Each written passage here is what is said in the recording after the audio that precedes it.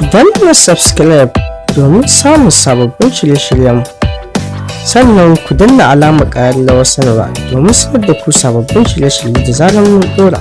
A sama har ƙasa a gwamnati babu wanda ya magana akan kisan gillar da aka yi wa 'yan uwan musulmi a garin Jos. Assalamu alaikum warahmatullahi ta'ala wa barakatuh. Barkanmu da warhaka.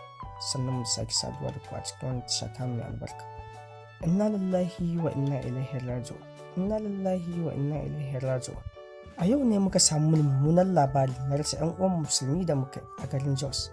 A safe yau ne Asabar, nan da suke garin Jos 'yan uwa musulmi har mutum 27 suka yi musu rankan rago akan hanyar ta dawowa da halartaccen zikirin Juma'a da suka gudana a garin Bauchi. An yi wa 'yan uwa musulmin ne jana'iza kamar yadda addinin musulunci ya tana. Sai dai mu ce Allah ya ji kansu ya gafarta musu. In tamu ta zo Allah ya sa mu cika da imani.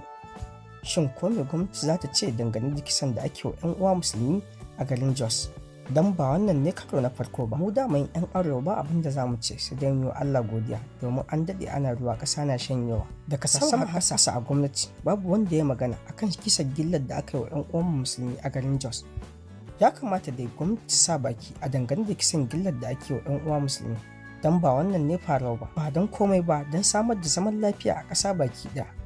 Duka dai a nan muka kawo ƙarshen shirin. Kada ku manta ku mana subscribe, sannan ku danna alamar ƙararrawar sanarwa domin sanar da ku sababbin shirye-shiryenmu da zarar mun ɗauka. Ku danna subscribe domin samun sababbin shirye-shiryenmu, sannan ku danna alamar ƙararrawar sanarwa domin sanar da ku sababbin shirye-shirye da zarar mun ɗora.